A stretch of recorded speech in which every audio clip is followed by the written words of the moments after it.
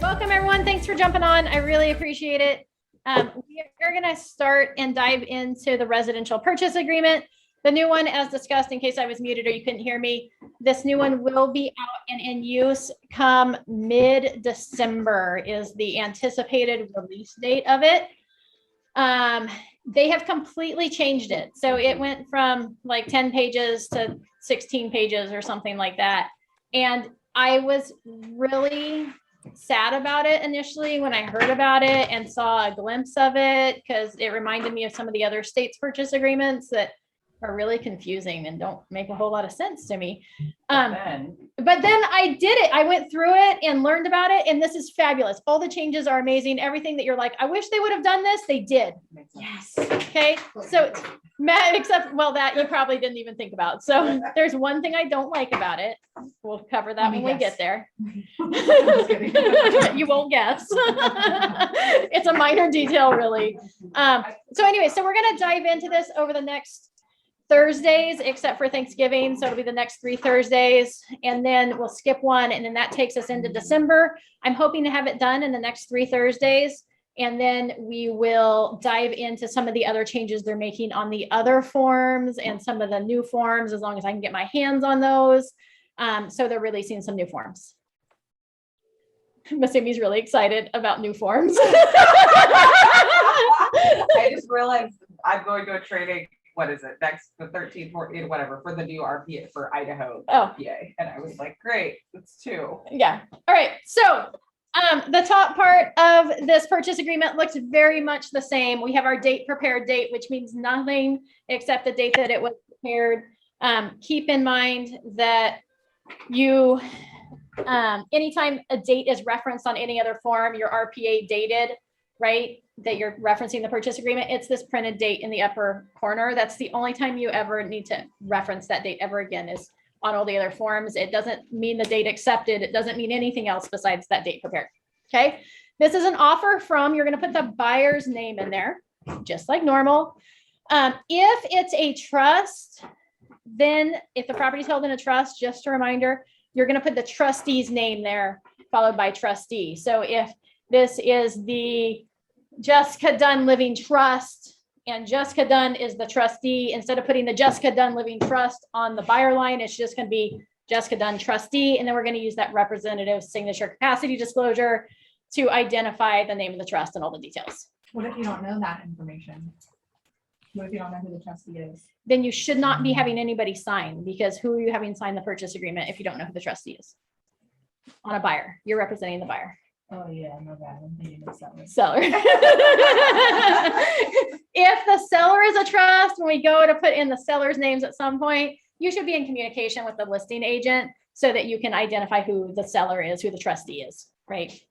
Property to be acquired, that's where the address is going to go. Situated in, that's where the city is going to go. And then the county goes on the next line. It's in California, because this is the California Residential Purchase Agreement, and you're licensed in the state of California. And then you're going to put the zip code in that next blank. Okay. On the next line, this is really fabulous. I really like this. See this really long line for the assessor's parcel number, or numbers in parentheses. Some properties have more than one parcel number. We can now put them both on the same line. Super exciting. We don't have to figure out how to make it work. Okay. That tiny little line before. Change number 1, I really like. Right there. Okay. The postal mailing address may be different from the city jurisdiction. Buyers advised to investigate. Okay. The terms of the purchase are specified below and on the following pages. Is C and D as the buyer and seller are referred to herein as the parties. Brokers and agents are not parties to this agreement. Okay. If you have questions as I move through this, please feel free just to interrupt me and ask questions. Okay. If you're in the room, you can raise your hand if you want, but you can just ask. If you're on Zoom, I'm not watching the chat and I'm not looking at your hands being raised. So just unmute yourself and ask your question. I won't say you're rude. I promise. Okay. Agency, section 2, disclosure. The parties each acknowledge a receipt of the disclosure regarding real estate agency relationships, CAR Form AD. This is still going to be included as part of the purchase agreement, right? The forms that are included with the purchase agreement now, your agency disclosure, your possible representation of more than one buyer or seller, your wire fraud advisory, your buyer's inspection advisory, your California Consumer Privacy Act advisory, all those are still part of the purchase agreement. They will be automatically attached like they are now, including that agency disclosure. If represented by a real estate agent, buyer's agent is not legally required to give the seller's agent the AD form signed by the buyer, and seller's agent is not legally obligated to give the buyer's agent the AD form signed by the seller. Okay, so you don't have to legally send those forms over to the other parties. Oftentimes the listing agent gets a copy of our agency disclosure because it's attached to the purchase agreement, but we oftentimes never see the sellers. Right? We're going to confirm the agency relationships right here on B. The seller's brokerage firm with the license number is the broker of the seller or the buyer, both the buyer and the seller. So same as our one now, we're going to put the brokerage in there. So like for us, well, this would be the seller, but pretend KW is representing both sides. It would be KW, VACA, Space Valley, and then put the brokerage license number there. Nancy, did you have a question? Your hand moved. The next lines where you're going to put the seller's agent's name. So that would be whoever's representing the seller. And again, your boxes are going to check. Zip forms probably is going to keep it like it is, where it automatically checks both boxes, the seller and the seller's agent, and if you mark dual agency, it marks them both. The license number there should be the agent's number, not the brokerage number that went on the first line. And then the buyer's brokerage firm there, it's going to be KW space VACA space Valley. License number is 02009421. So if you don't have that, now you do. 02009421. Okay. The buyer's agent, I know I have random information stored in my brain. I'm sorry. The buyer's agent name, that would be your name, is going to go on that next line with your license number there. And then you're going to check the box for that you represent the buyer, or that you represent both the buyer and the seller as dual agency. Keep in mind that if the property is listed by Kai and I am representing the buyer, that is dual agency because the contracts are with the broker, not the individual agents. So it would still be dual agency as long as it's KW VACA Valley.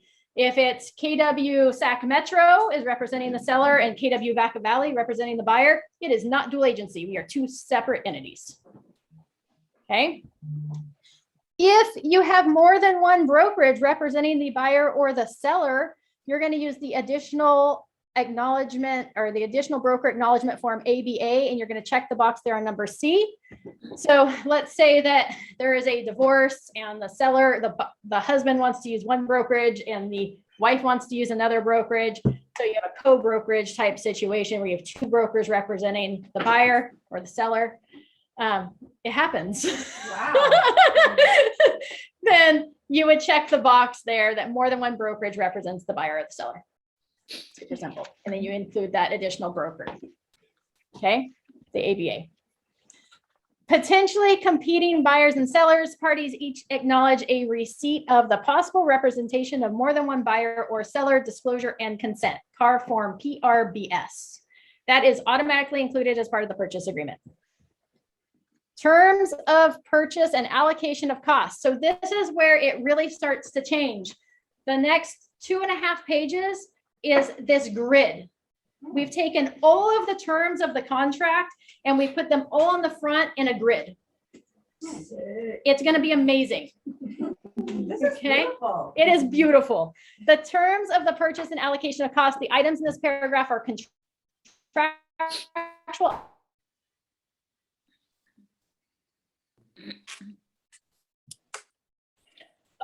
You're Items of the agreement. can't hear you. We missed you. Say that again. Can't hear you. You can't hear me. Now I can hear you. You went out. Oh, sorry. Going up for a bit. All right. I'll stand really close. Oh, my internet connection's unstable. I'm not at my house. I'm in the office. All right. Yeah, it was up for a bit. That's what I'm checking. I am. And now my whole computer is frozen. Oh, Oh, but I can still, can you guys still hear me? yes. Oh, good. Yeah. All right, I'll just keep going and wait for my, wait for my computer to wake back up. There we go. All right, so box A, paragraph 5. So it references the paragraph. So the first few pages are this grid. The pages after that all reference all the items in this grid in further detail. Okay, so it'll always reference this. It has the section number and then the paragraph that you would go to look for more information on that.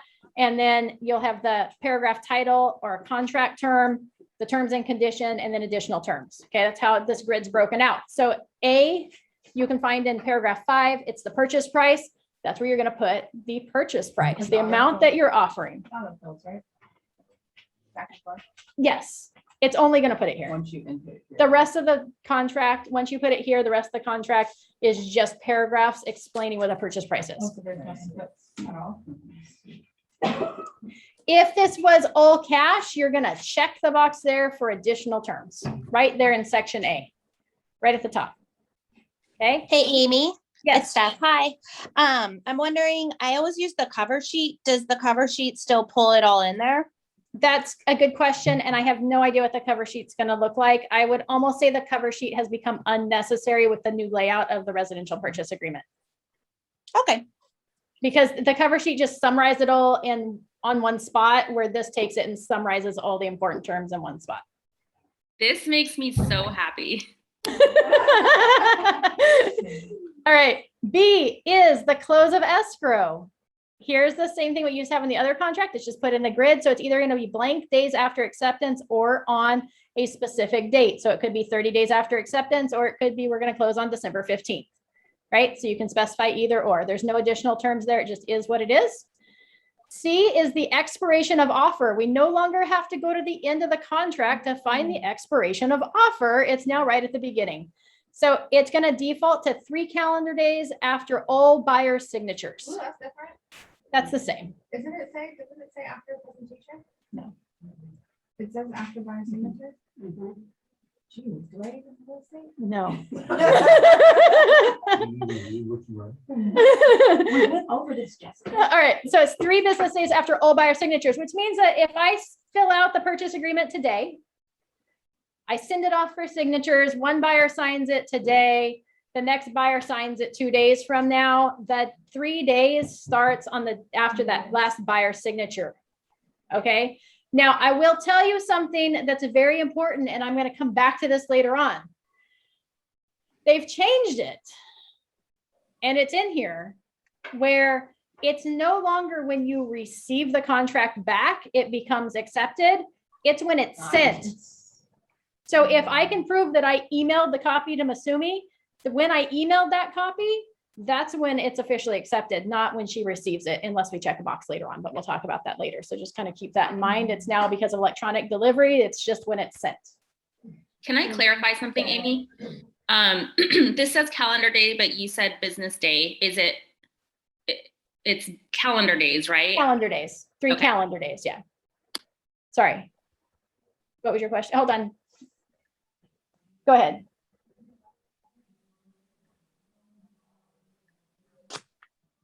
Froze up. If I toggle in the upper,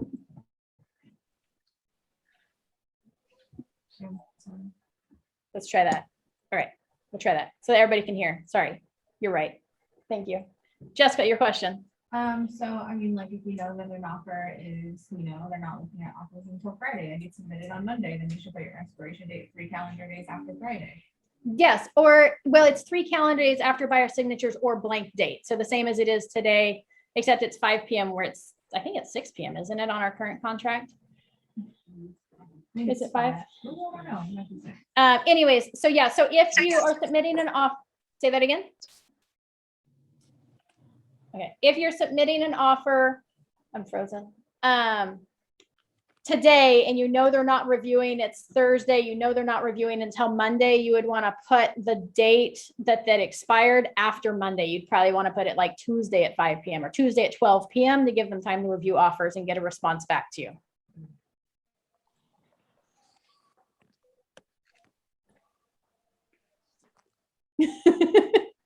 Okay, so that's expiration of offer. It's basically the same as it is right now. It's just put at the very beginning. D1 is referenced in paragraph 5A1, and that's your initial deposit amount.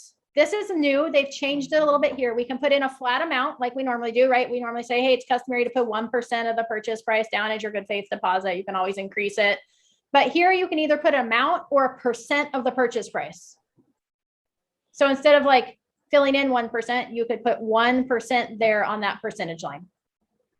Okay, the percent number is for calculation purposes and is not a contractual term.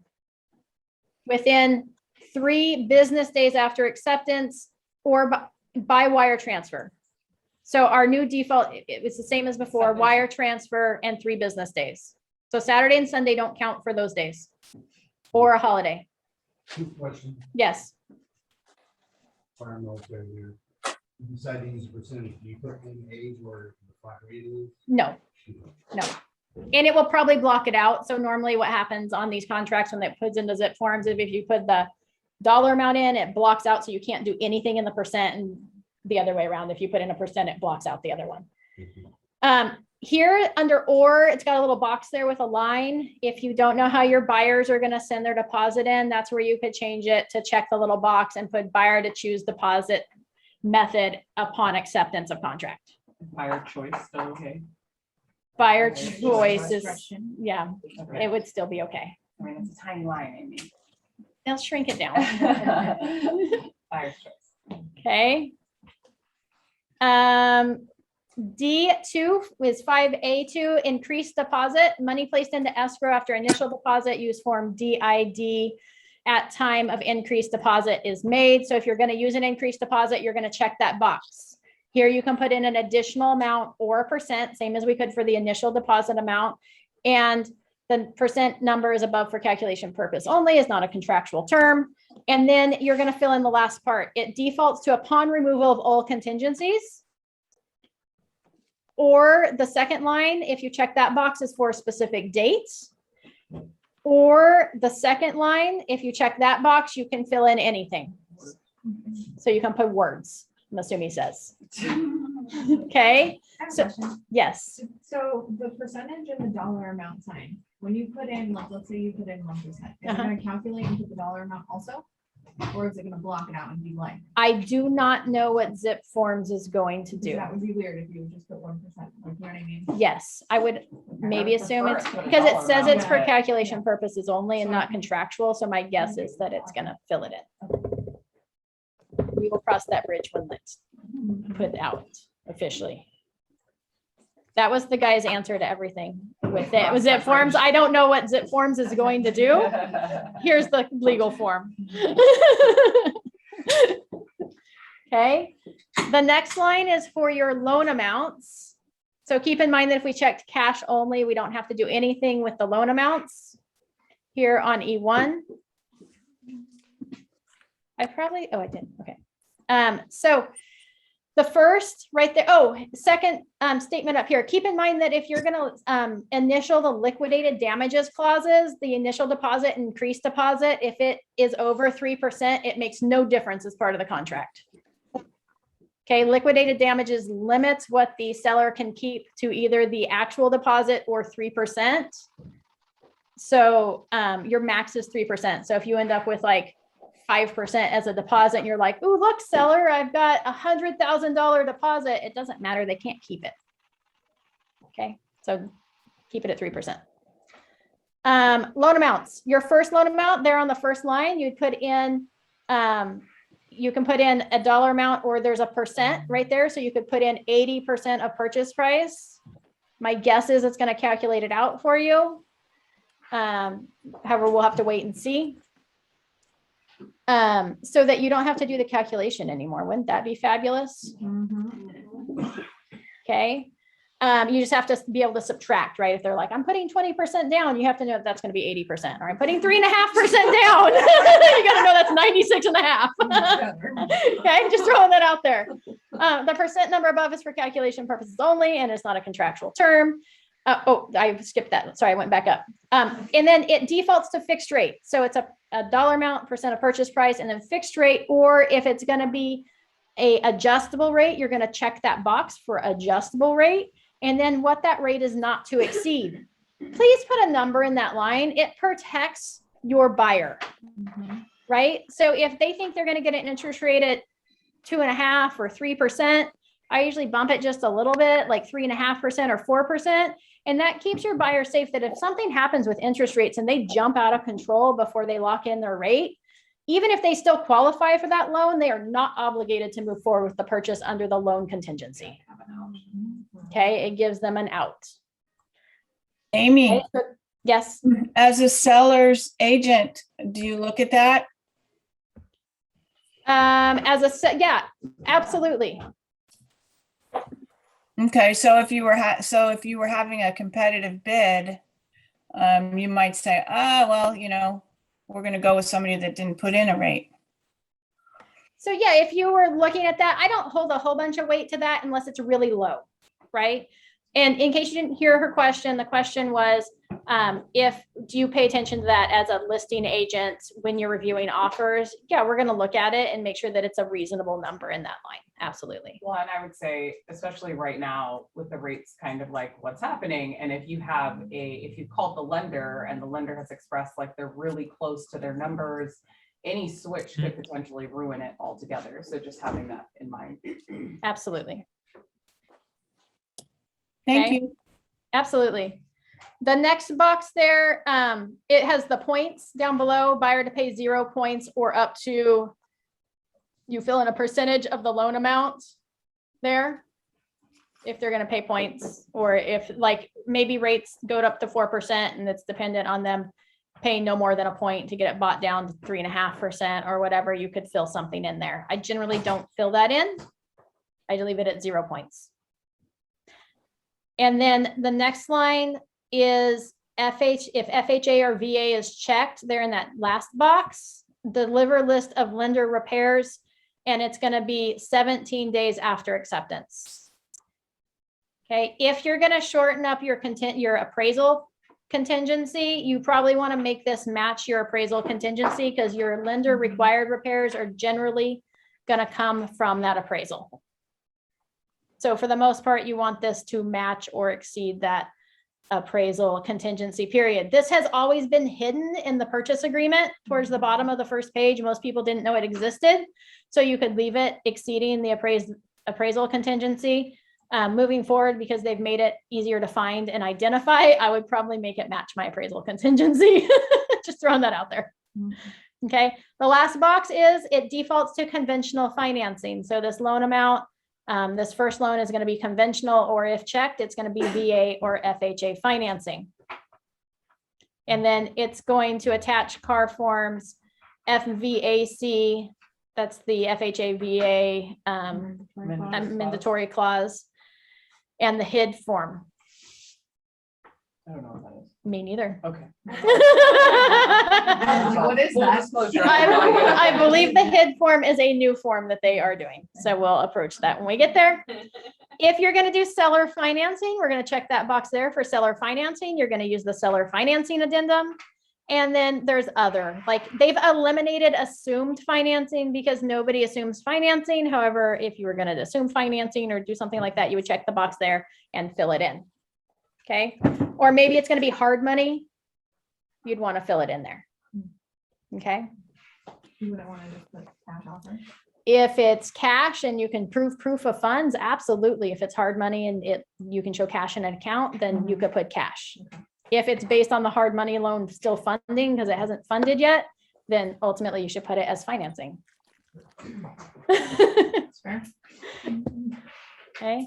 The next line, E2, is going to be additional financed amount. So this would be like if you're going to do a second loan, if you're going to do closing costs or down payment assistance program, right? That would all be part of this additional financed amount. You're going to fill it in at the top, either the line or the percentage. It's going to default to fixed rate. So if it's an adjustable rate, you'd want to check that box, and then you can fill in that not to exceed percentage there as well. And then the last section is buyer to pay 0 points or up to blank % of the loan amount. Same as that first box, very similar. set up for any additional financed amount. It's going to default to conventional, seller financing, or other. And on the other, there's a line there. So if you were going to do like a down payment and closing cost assistance type programs, you ultimately could combine both of those into one amount and put them in here. And you do want to put both of them on the, if they're doing two different programs, you want to put them both on the contract and identify them. Because if for some reason they don't qualify for one of those, then it could kill your entire deal, and you want to be able to have identified that so that they can cancel based on the loan contingency. Okay, if they're trying to qualify for a HELOC, if whatever it is, you're going to identify it here. Okay. Any questions so far? We're good. Occupancy type right here. This is fabulous. It defaults to primary. And we now have, you can check for a secondary or an investment property. Does that change anything else throughout the contract? It does not change anything else throughout the contract. It just identifies, so if they're trying to receive financing as a secondary home, it may be harder to obtain than a primary home. So it just identifies the type of financing that they're doing, So basically. if you see as a listing agent that it's secondary or investment, you just proceed accordingly. Yeah. Absolutely. Okay. Balance of down payments is going to be there, and I would assume that it's going to auto calculate that. And then the purchase price total, just like it did on the other contract, it's going to take your loan amounts and add them to your balance, or your down payment, or your deposit, and make sure it totals up to what you put as the purchase price at the top. Okay. Page 1, not so scary. And it's all there and nice and pretty. 15 more to go. The first 3 are the important ones. Okay, it should auto-populate the property address for you and the date on the top of the second page. If it doesn't, make sure that it does to make sure your offer is complete. G1, referenced by paragraph 5E, is the seller credit, if any, to the buyer. So we're not going to put it in random places all over the contract anymore. Perfect. Excellent. We're going to put it right here on G1. Okay, seller credit. And you can either do amount or a percentage. You're going to check the box if you want a seller percentage or a seller credit. You're going to put it in there. And the seller credit to be applied for closing costs. You don't even have to fill it in. Okay, magic. If it's going to be applied to something else, you would put other. I don't know what else we might use a seller credit for, because you're not going to say repairs. Right. Don't put repairs. Do not put carpet. The roof. Don't ever use it. Just kidding. Yeah, we Okay. use that once. And again, make sure that whatever you're requesting is a seller credit there, that the lender for your buyer has approved that amount of credit, so that you're not just giving it back to the seller at the close of escrow. Additional financing terms right here on G2. If there's anything on G2, you can put it in there. You're not going to reference the appraisal or anything else there. It's just anything else regarding the actual financing terms. It's going to go there. What would you put there? Because the only things I've ever seen there is like buyers participating in a down payment assistance program, but that's already covered in the other one now. If you wanted to clarify anything, you could put it there, Okay. like a clarification. What if they were Or- given a gift? Does that matter? Yeah, if they were given a gift as the down payment, absolutely, you could put that there. That way, if the gifter decides not to gift it, now we can cancel. Mhm. Because Okay. Good ideas. Thank you for those suggestions. I appreciate it. I was like, I don't know what you'd put there now. All right. H1. Amy, sorry, Yeah. we have a question in Green Yeah. Valley. Yeah. For the additional finance terms, is that where you would put about above appraised value, or when you refer to that? Nope, not anymore. Okay. Oh. All right. Okay. We'll get to that appraisal situation here in a moment. Okay. It's in section L. All right. H1, 5B, verification of all cash, sufficient funds. Attached to the offer, so it defaults to attach to the offer. So they're assuming that whether it's finance, whether it's cash, whatever it is, that you're going to attach the verification of funds for the down payment and your closing costs to the offer. If you're not going to attach it, you're going to check that little box there next to 3, and it defaults to 3 days after acceptance. or you could change it like 1 day after acceptance or 27 days after acceptance, whatever you want to put there. I do recommend that you attach it to the offer. Okay. Your H2, which is 6A, is verification of down payment and closing costs attached to the offer. I don't know exactly why they've broken these out. Well, they're different. What are you saying between the down payment and the closing costs? No, because on the first one, it has verification of all cash sufficient Right. funds, and on the second one, it's verification of down payment and closing costs. Because if it's an all cash offer, I would assume that that's where that first one goes. Like if it's literally all cash. All right, we'll go with that. We'll go with that. I was like, he didn't clarify that. I didn't ask. I have no notes. No, I would think that that's all cash. All right. And then we don't touch it if it's just down payment. All right, so if it's an all cash offer, you're gonna use H1, and if it's a financed offer, we're gonna use H2. Okay, and they both default to attach to the offer, or you can check the box to blank days after acceptance. I accidentally hung up on you. Sorry about that.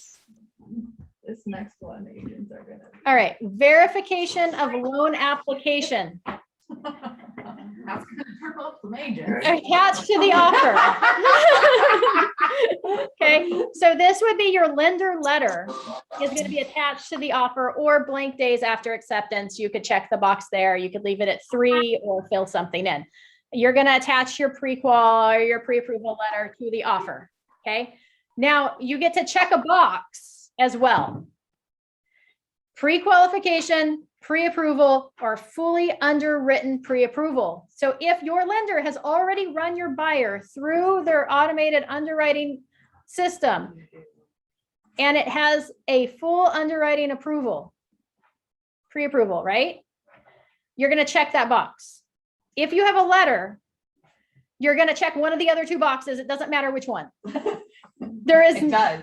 there is no legal definition for either one. Honestly, I would check pre-approval, not pre-qualification. Generally speaking, pre-qualification means they've taken whatever the buyer has said and they've issued a pre-approval letter based on the buyer being truthful, not actually reviewing their documents. Which is why to a listing agent, it's important that you have a pre-approval checked. Yeah. So you should check pre-approval, and you should not work with a lender who issues a pre-approval letter, a pre-qual. Again, there's no legal definition. Okay. There is no legal definition. So you should verify if you are reviewing the offer as a listing agent, you should not check whatever is checked there as the final. You should verify with the lender whether they've viewed their documents or not. But generally speaking, the pre-approval has actually reviewed the buyer's documents. They've pulled the credit. It's a legit pre-approval versus just going off like a USAA pre-approval where they just take whatever the buyer says and they issue a pre-approval letter. Why do you trust USAA?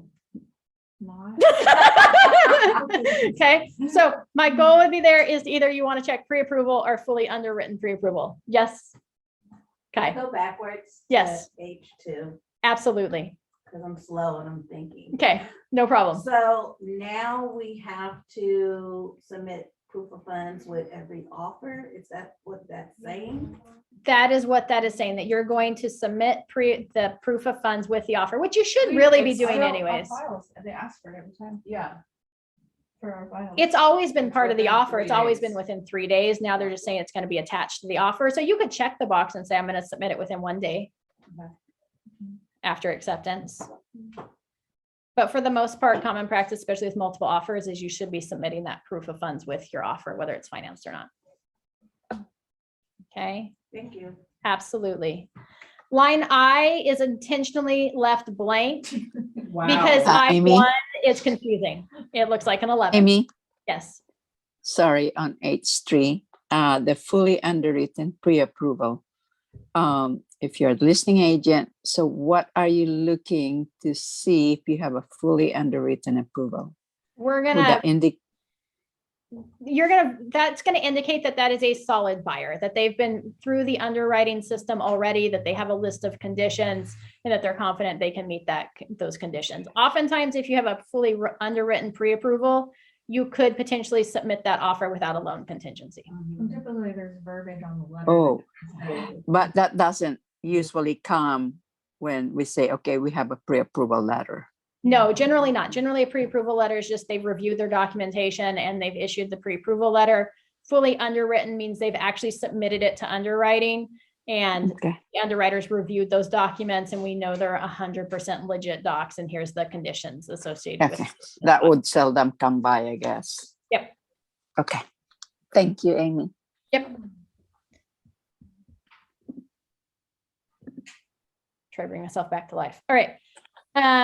The next section here, J and K, we have the final verification of condition. Oh. They changed this. No, they didn't. So previously, this is the one I don't like the change of. Just so you know, final verification of condition, it says it defaults to 5 days prior to close of escrow or blank. In the current contract, it says within 5 days prior to the close of escrow, which means you can do it at 1 day prior to the close of escrow, 3 days or 5 days. It doesn't matter as long as it's within that window. The new one, which the attorney that was teaching my class also hadn't realized that they changed it, and he wasn't super impressed with it either after I pointed it out. Oversight. I think it's an oversight. It just says 5 days prior to close. So if you like to do your final walkthrough closer to the close of escrow, you may want to change that. Can you put 1 to 5 in the box? I would think you could. That would be- There you go. I would think you could change it to 1 to 5 days prior to close, or 1 to 3 days prior to close, right? So just keep that in mind. It depends on whatever it auto allows you to put. It, in. it's gonna depend on whatever zip forms let you do. But yeah, I would absolutely change that. I think 5 days prior to close of escrow is too much. Now, keep in mind too, the attorney also said that the purpose of the final verification of property condition is to make sure that the repairs have been completed as desired and that the property is in the same condition as the date of acceptance. And that it is not a contingency of the contract, which means technically you can't stop the close of escrow. You would just turn around and go to small claims court. It's dumb. It's a lawsuit. Okay, so just keep that in mind. So the sooner you do the close of escrow, the walkthrough, it could be better. It- Something You wasn't could done. remedy something. Yeah. It could or could not be. Yeah. And I would still, so oftentimes now on my verification of property condition form, I'm noting if the seller is still in the property. So if we're doing it and the seller is still there, even if there's no seller in possession after the close of escrow, if they haven't moved out completely, I am noting that on my verification to protect the buyer in the case that there is damage done as they've moved the rest of the belongings out. Are you saying that personal belongings are still residing in the property, or you're saying the occupancy? The like, seller and their belongings are Okay. still in the property. Well, yeah. Yeah. It depends. Or is the seller still living there or not? Yeah. Okay, so verification. So that's my final verification. That's my one thing that I'm not impressed with this, is that it defaulted to a specific date. Okay, and keep in mind that if you miss that day, they could not allow you then to do your final verification of property condition. If it's 5 days prior to close and you're 4 days prior to close, they can deny you access. Mhm. Okay, assignment request. What's that do? Okay, this is section K. This is a big change. So you know how right now sometimes we add a buyer at the last minute because they're not going to be on the loan, but they're going to be on title. Yeah. So it comes on day 29. We're like doing an AOAA to add the buyer and having them sign everything, RTC wants to kill us. right? You have to do that within 17 days, or you change that number, but it's defaulting. So any assignment request, assignment to a new buyer, assignment adding a buyer, anything like that has to be done within 17 days after acceptance. There is a way around that. You would just need to do an extension of time of that, or ask for like do a AEA to extend that time frame and then do the AOA. I don't know how to work around it, but it is a contractual time frame now, is 17 days. Within the first 17 days, you may want to go ahead and change it and match your close of escrow date. I mean, ultimately, It doesn't matter to the seller. yeah, Mhm. but it is in there now as a specific date. Had not been addressed previously. Okay, so that defaults to 17 days after acceptance for any sort of assignment. And again, assignment would be adding a buyer or changing the party completely. Okay. Section L, references paragraph 8. This is all of our contingencies. There are 8 of them. Okay, all the contingencies in the contract. The first one is the loan contingency, loan or loan. So if you specified more than one loan, it encompasses all of them under the loan contingency. It defaults to 17 days after acceptance. Or you would check the box for no loan contingency. Okay, if you wanted to add more time, you would just, instead of 17, you would fill in the number of days. There should be a checkbox there, I feel like, but it's not. Are they, oh. Never mind, I see it, removal of or waiver of contingency. CR attached, okay. It I was used to be wondering if it's 21 still days. Yes. That's why I said, Ooh, it's 17 It's now. all 17. It's all 17. I'd They rather it be on the defaulted, same day. they defaulted everything to the same day, 17, okay? There you go. The next one is the appraisal contingency. The appraisal contingency based on an appraised value at the minimum of the purchase price blank.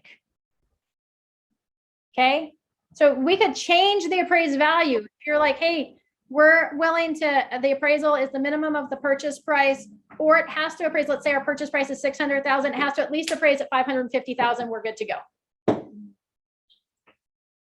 Weird way of doing it. It's a weird way of doing it, but it allows you to tweak it a little bit. Okay, so you would check that box and you can fill in another number. So if you're like, hey, we're willing to pay 20,000 over appraised value, you could go 20,000 less right there. So if our purchase price was 600, you could put in 580,000. Okay, so that would be one way to do that appraisal contingency. It doesn't cover all, because if it came in less than that, then what do? You would have to renegotiate. But it sets you up that way that, hey, we're willing to pay 20,000 over. But at least it's taking out the like verbiage of the Yes. capping at your purchase price. That's Yeah. taking out. And it's locking everybody in. It's locking both the buyer and seller into Yeah. the contract price as long as it appraises at that. So if we, Extremely low, like. yeah, if it came in below that, right? So if it was purchase price was 5 or 600 and we put in 580 there, and then the appraised value came in at 570, now we can renegotiate like, hey, we are willing to pay 20,000 over. So new purchase price 590, is everybody in agreement? We do an AEA for the change of terms. It allows us to renegotiate on all parties. Nancy, do you have a question? No. Okay. She looked Hand down. She didn't have her hand up that time. She just looked puzzled. So I just thought I would ask. I'm puzzled. What are you puzzled about, Kai? Can we go over that one more time for clarity? Yes, the appraisal contingency defaults to 17 days after acceptance. And it has a line, it's going to appraise at the minimum of the purchase price or blank. So if you check the little box there and fill the number in, that would say, hey, seller, I'm offering 600,000 for your property, but I'm willing to move forward as long as we appraise at 580,000 or more, Because you're gonna pay the difference. because they're going to pay the difference. Okay, So it's setting up that gap for you. okay. Okay, so you're subtracting instead of adding. Yeah, So like, if it's 600,000 and you're going $5,000 over the appraised price, it'll be 595. yes. Okay. Or maybe you're doing a renovation loan, a VA renovation loan, they do exist, or an FHA renovation loan, and you're offering 600,000, but the property's really contingent on it appraising at 625 to do the floors before we move, or to do the floors, or you can actually do the pest repairs after the close of escrow, but it needs to appraise at that, right? So maybe we're offering 600, but we need it to appraise at 625. You could fill that in there. And then I would provide an explanation to the listing agent as to what that number represents. Okay, so if you're doing a renovation loan or something like that, then, or a construction loan, you could fill that in at a higher amount. Yeah. Hey, Amy, where Yeah. would you put that? Where would you put what? You said, go ahead, No, go ahead, the explanation. the explanation. Where do Oh, you put that? I would put it in the email or cover letter to the seller, or there is, I think when we get to the bottom, there is other terms still available, so you could fill in the explanation there. Oh, Okay. terms. Okay. Yeah. So Right. Emmy, if it's no appraisal contingency, you just leave everything out. Yeah, so if there's no appraisal contingency, we're not gonna fill in anything in the first box there where you've got the appraised value. Right. You're not gonna change the 17 days. You're just gonna come over here and check the box for no appraisal contingency. Removal of appraisal contingency does not eliminate the appraisal cancellation rights under the FVAC. So if I've got a FHA or a VA buyer and I remove my appraisal contingency, as long as I have my FVAC, well, they have the rights under the FVAC, so they can still cancel if it doesn't appraise. So if you have that and they're willing to waive their rights under that, then somewhere under other terms or whatever, you need to say buyer waives their rights under the FVAC form. Nice. Okay. That verbiage used to be, it is in the, is that not, it's never been in the purchase contract. Right? It's always been implied though. Mhm. So yeah, so if you've got a VA or FHA buyer and they're saying no appraisal contingency or an appraisal gap, then you need to clarify that they're waiving their rights under that FVAC form. And if you're a seller and you've got a VA buyer and they said no appraisal contingency, and then the appraisal comes in low and they say we're not buying it because of the FVAC, they have every right to cancel and you can't keep their deposit. Okay. L3, our next contingency is the investigation of property. It's referenced in paragraphs 8C and 12. The investigation of property defaults to 17 days after acceptance. Okay, if you want to change that, you can change that there. So you could tweak it to 30 days, you could tweak it to 10, 7, whatever you want to put there, you can fill in the line. The informational access to the property is 17 days. This was another number that was hidden in the contract that nobody knew about. It's at the bottom. It's in the Yeah. middle. Yeah, like, Yeah. yeah. Yeah, off to the Not side. at the bottom, Yeah, it's bottom, right but here. it's like at the bottom. Yeah. Yeah. It's right there. Yeah. No one ever touches that. I do. I always touch it. I always change it to match my close of escrow. Oh, I don't. Yeah. So this gives the time period in which the buyer can access the property for any reason. The seller has to provide the buyer access to the property within this time period, whether they have any contingencies or not. It doesn't matter. Okay. Informational access to the property is 17 days after acceptance. The buyer's right to access the property for informational purposes only is not a contingency and does not create additional cancellation rights for the buyers. It's just saying, seller, you have to provide access to the buyer. So they can go in there to measure for furniture. They can go in there and look at the color of the wall again, whatever it is, informational access to the property. Okay. Can you change yours to close of escrow? Well, when it was hidden in the contract, absolutely, I'd change it to match the close of escrow timeframe. I want to go measure after there. Yeah. 17 days. Or sometimes I would shorten it to 5 days short of the close of escrow. So my close of escrow is 30 days. I would shorten it to 25 days because under the final verification of property condition, we get the last 5 days. So then if you change that to 30 and your close of escrow is 30, then would your VP be? The VP still has to be done based on that this, date? on that date. Yeah. Okay. So there's that. You've got L4, which is the review of seller documents. You've got 17 days after acceptance or 5 days after receipt, whichever is later. So the seller documents, that's your SPQ, your TDS, any of those required forms. I have a list of them somewhere. I was just looking to see if I had written it on this page or a different page. All right. So any of those required seller disclosures and any information they provide you. So if they give you the TDS and then 3 days later, they give you a addendum to the TDS because they forgot to disclose something, you get another 5 days, assuming that you're bumping up against your investigation of the property contingency or review of seller documents contingency is what it would be. What if the listing agent gives you an avid on day 17?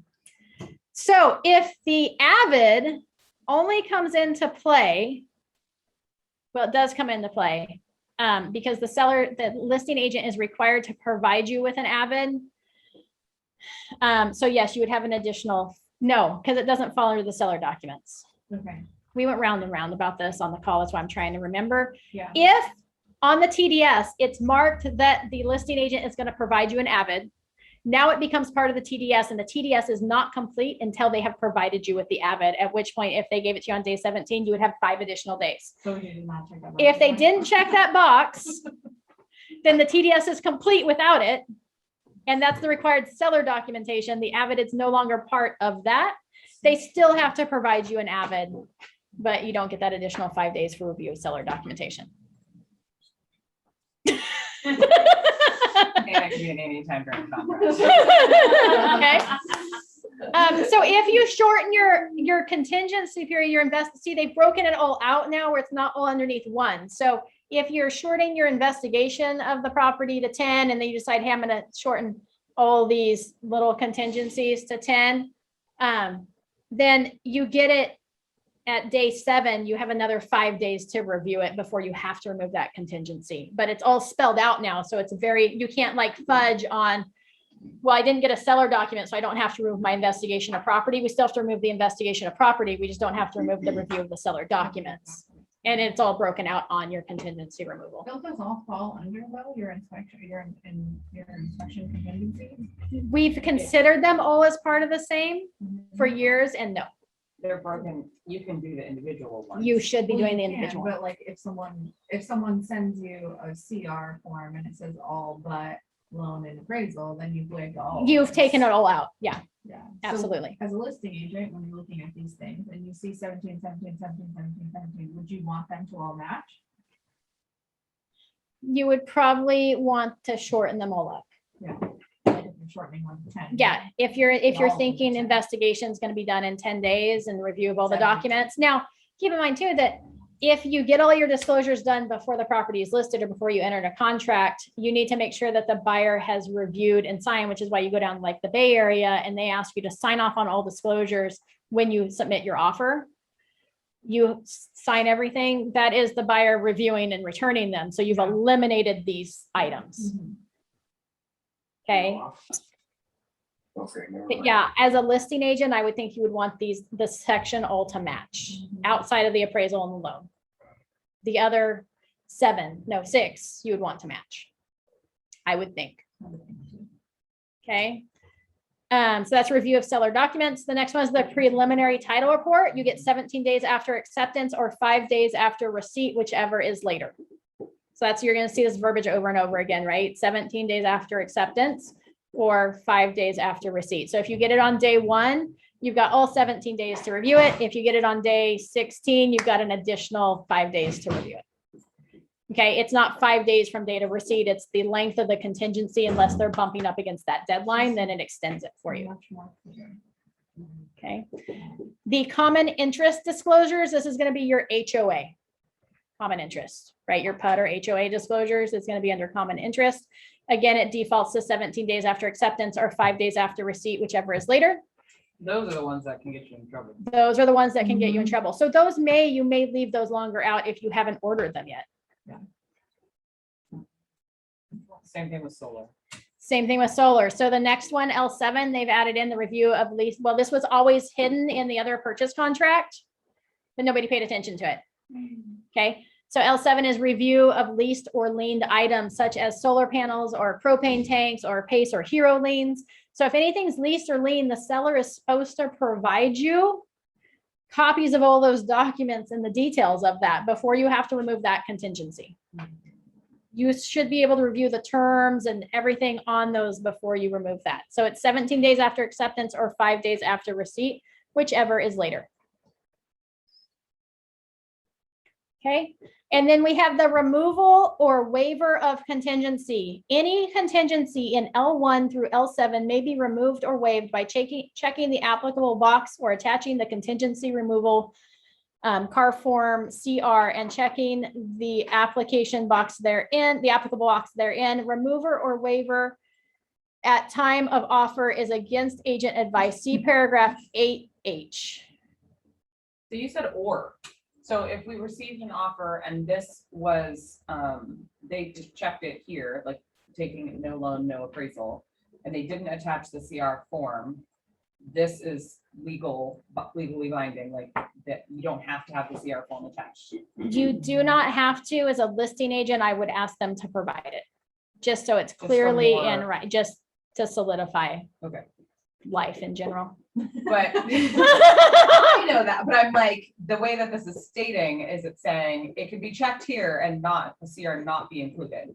So yeah, so if on sections L1 to L2, any inspection may be removed or waived by checking the applicable box above or attaching a contingency removal form. So yeah, so you don't need it. Only for loan and appraisal. Yeah. The rest of these, you would need a CR attached to identify which ones you're eliminating. So L1 and L2, you could check the box or provide a CR removal. I would say check box and provide if you wanted to, but you don't have to do both. And you would need to check the box though. And then L3 through L7, you would need to attach a contingency removal form identifying which of those you're removing. Okay, the last one under section L, which is where we're going to stop today because we're at 12 o'clock, is L8, the sale of the buyer's property. Unless the sale of the buyer's property is not a contingency unless checked here. You're going to check that box and then you're going to attach the car form COP. So that's the sale of the buyer's property right there instead of hidden above the box by other terms. Okay, any questions? Nancy has a question. So, back in the financing, if I have a client, you only pay 25 over. Uh-huh. So would that be appropriate to write in that G2 additional financing terms? I would not put it under additional financing terms.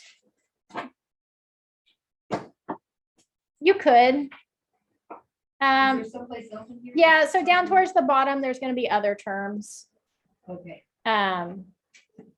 Way down at the bottom of the grid, section R, you've got other terms, so you could put it there, or you could, put the appraised value at 25,000 less than the contract price. Okay. Oh, that's at L2.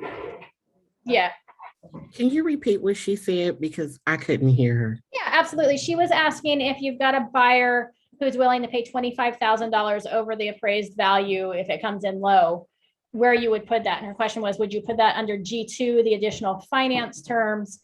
And my statement was, don't put it there. You would put it down in section R, which we haven't gotten to yet, which is the other terms at the bottom of the grid. Or you could just write it in on the appraised value line, which is L2.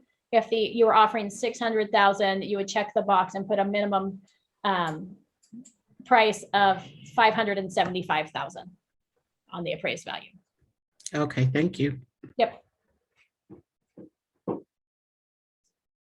Any other questions before we end for today? Is everybody liking the look of the new one? Yes. I have a question, Amy. Yeah, Vanessa.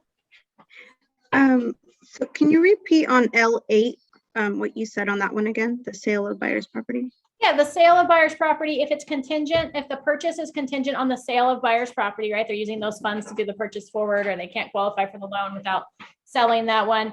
You would just check that box there that the car form COP is attached, which is the contingency for sale of the buyer's property. And then you're going to identify the terms of that contingency on that form. Okay, got it. Thank you. Yeah, absolutely.